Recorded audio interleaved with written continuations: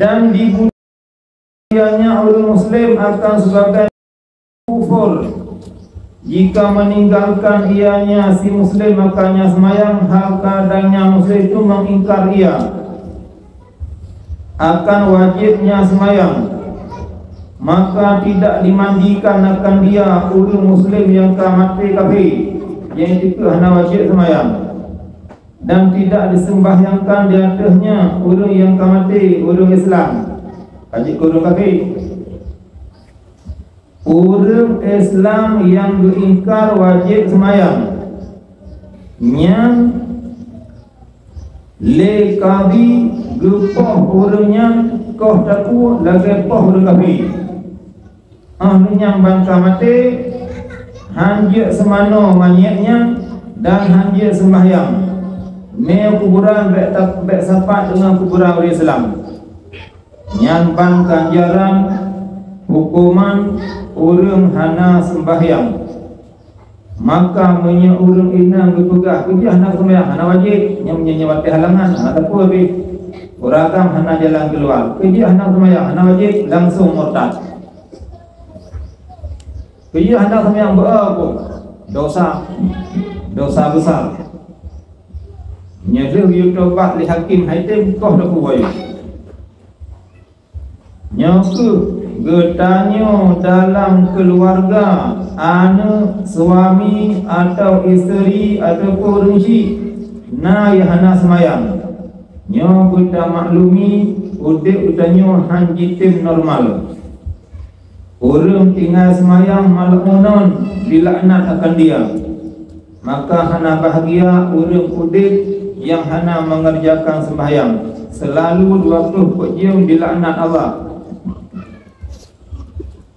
Maka pegah-pegah bak isteri, pegah-pegah bak suami, pegah-pegah bak anak muda dan mudi.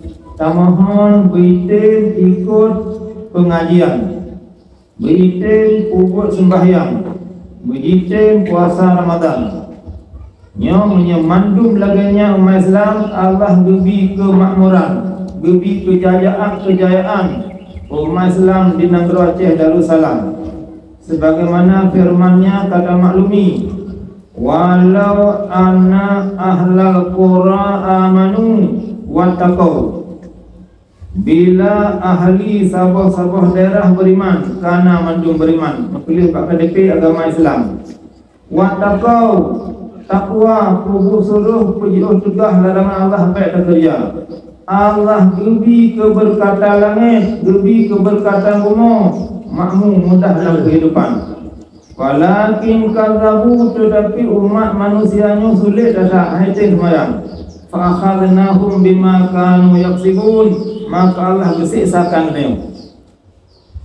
Maka sabarlah, susah untuk dalam pengedengar. Dan kau takuan ni lanjut.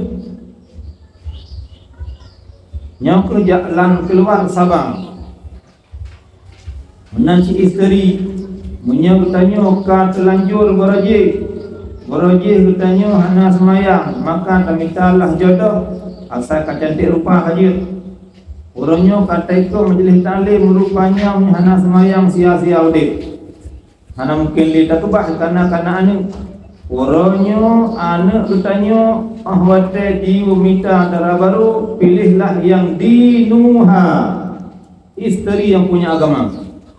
Anak bertanya yang mudi jalan darah baru, terimalah jalan lindu baru yang dinuhu, yang punya agama.